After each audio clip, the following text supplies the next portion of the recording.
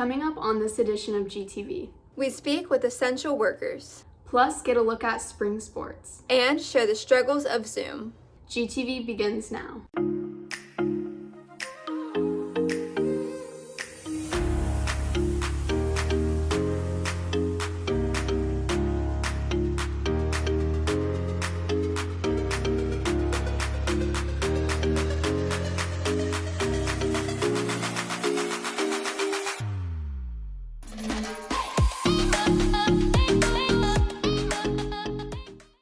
Good morning, Gaither. I'm Gabby. And I'm Daisy. Today is Monday, May 4th, 2020. Welcome to another quarantine edition of GTV. Today begins our 6th week of e-learning. Zoom can be hard to learn and adjust to. Diana, Matt, Riley, Dante, and Daisy show us the struggles of Zoom. You need to unmute yourself. There's like a button at the bottom. You need to unmute yourself. None of us can hear you.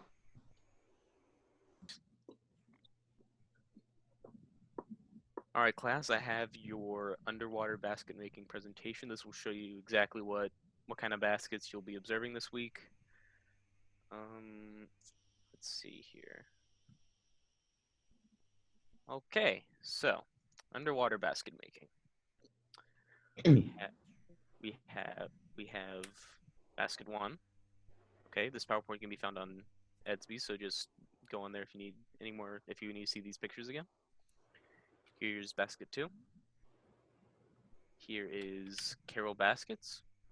Here's basket 4. Okay, I see a lot of slander going on in the chat, and if you want to keep your grade where it is, I suggest you stop. Okay, well, if you guys don't have any questions, I'm just gonna end the Zoom meeting here. Mr. Maroney, the meeting, it's still happening. Okay, all right. Goodbye, class. All right. Bye, class. While students might get the hang of Zoom now, they still miss school. Our spring sports seasons were cut short this year. In these clips, we highlight our spring athletes. Austin Grouse, junior, starting pitcher at Gaither High School. CJ Hansen, center field left-handed pitcher. I'm Shelly Jarmel. I'm from the tennis team. My name is Jocelyn Wilkes, and I'm a sophomore on the softball team. I'm Grace Hanlon. I'm a junior, and I play tennis. I'm Anastasia Douglas, strong safety for Gaither girls flag football. I'm missing all my seniors right now, and I can't wait to get back on the field. Really missing the team right now. Can't wait to get back out there. I love all the seniors that I'm going to miss next year. My favorite thing about tennis is how at the end of the season you feel like a family. I'd like to give a shout out to our only senior, Julia Barlow. We wish we could have celebrated senior night the right way with you. You have meant so much to the softball team, and we wish you the best of luck in college.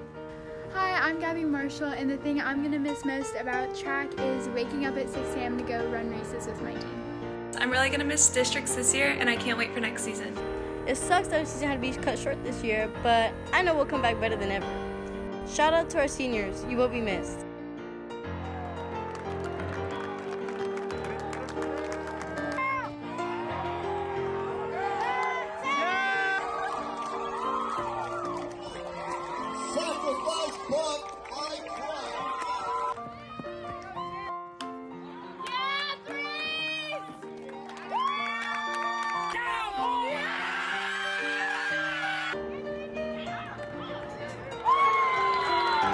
Great throw by number 10, Adrian Shepard.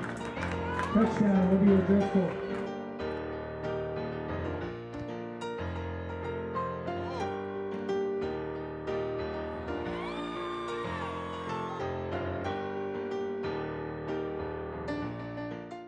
Students are looking for ways to spend their time in quarantine, and many are turning to video games. Ryan and Steven share a game to try next. Hello Gaither High School, my name is Steven Latta, and today I'll be going over some video games that you can play during your quarantine break. On today's video, we'll be reviewing a game called Minecraft, a popular 3D sandbox game developed by Mojang and released on May 17th, 2009. Minecraft also allows you to explore your own style of gameplay, allowing you, the player, to decide how you want the game to be played. Whether you want to try survival and fight the night away from the monsters that lurk within, or try creative, where you can build to your heart's content, you can do it all. Minecraft even has its own online multiplayer feature where you can choose to fight against or with your friends through the night. With your friends, you can either join together to survive the night, play awesome mini-games, or just have fun building towns, villages, and pretty much whatever you want. Minecraft is available to iOS devices, Xbox, PlayStation, PC, and even Nintendo Switch. In Minecraft, it's your choice on what you play, how you play it, and how you decide to play it. I'm Steven Lotta from Gaither GTV, signing off. Life has been very different during the COVID-19 pandemic. GTV student Julian West is an essential worker at Publix. Reporter Anthony Gavula spoke with Julian about his experience. What is your job at Publix? What's your role? My job right now is bagging and clean. Well, it changes. Mostly I'm bagging, but I've also been cleaning carts, cleaning the front, like wiping the areas where people have been touching, the tablets, and anything people touch, really. Okay. Have you been finding yourself working more shifts during the pandemic? Actually, no. I've actually been given a little bit shorter hours lately because I know we have a lot of workers right now, public, so they're kind of giving other people a chance as well. Okay. What is being done to protect you and your coworkers? We were given masks. Each of us were given one mask. Then yesterday we just got in masks that we can put in the washer machine, so they're washer safe and they're breathable now, because all of us at work started getting tired of the blue masks because they were hard to breathe in, especially outside. What is being done to keep the customers protected? We did get in some shields like the rest of like other companies have, like Samsung, Target, and whatnot. But we've been trying to keep like anything people touch clean. We've been trying to make sure people follow our one-way directional lanes, so that we can keep that 6 feet distance. What are you finding to be the most requested items?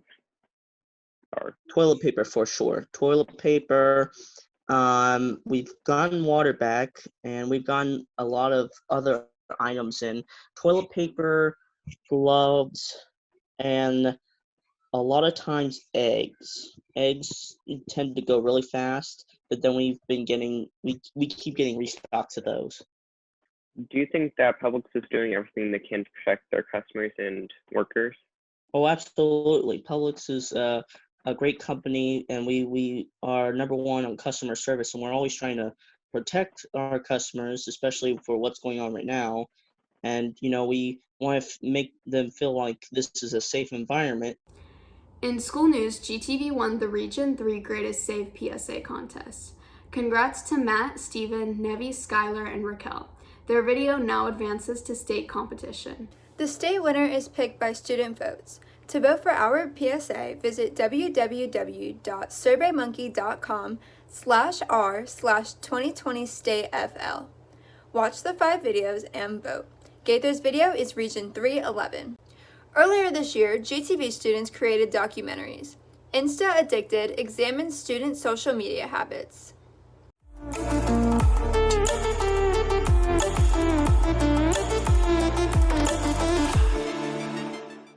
A 2018 study found American teenagers spend an average of 8 hours a day engaging with others using their smartphones. I normally will jump between like TikTok, Instagram, and Snapchat and just for hours go between those 3 apps.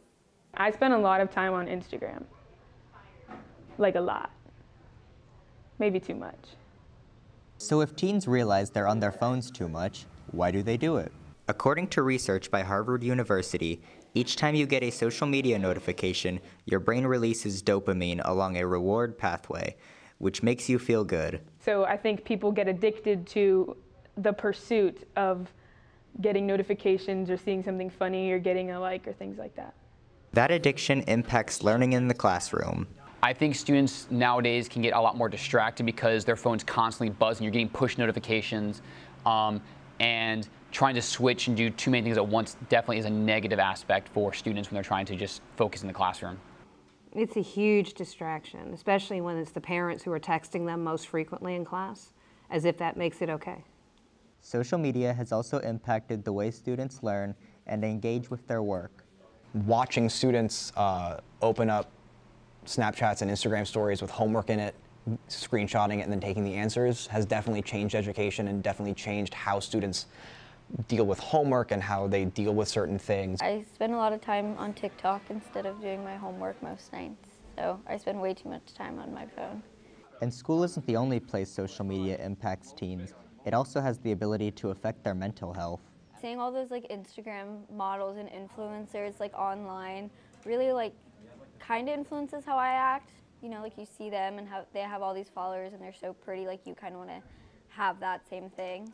Researchers found 14 to 17-year-olds who use social media multiple hours a day more than double their chances of being diagnosed with a mental health illness. They're very focused on if their post was liked or if they're popular, and they're worrying about things that really in the big picture are inconsequential to their success. Bullying becomes much easier because there's not a fear of the person punching you right in the face when you say something to them. So that's a big negative when it comes to at least social media. For teens, they say the worst part of being addicted to social media comes with the risks it presents to real life. People can see where you're at and try and go and find you, which can be clearly very dangerous for yourself and your safety. Direct communication can sometimes be toxic if it's constant and constant and constant like that, because people aren't meant to be with each other always. Like, as people, we're meant to live in community, but constant community gets suffocating. Even though teens know the risks of being addicted to social media, they say its ease of access is why they continue to use the apps. It's just like everything's right there really quickly. In 2019, 70% of teens reported using all their social media apps multiple times daily. If that's the case, what's the best way to use the apps without becoming addicted? Some say mindfulness. Everything is good in moderation, of course.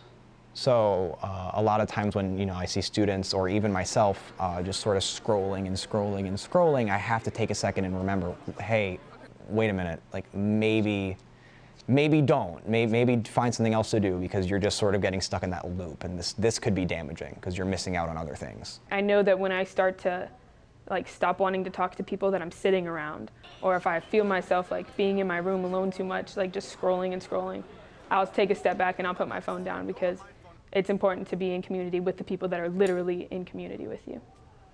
Well, that's all the news this week. I'm Daisy. And I'm Gabby. GTV will wrangle in some more news next week. Be sure to follow us on Twitter at GTV and have a great quarantine, Cowboys.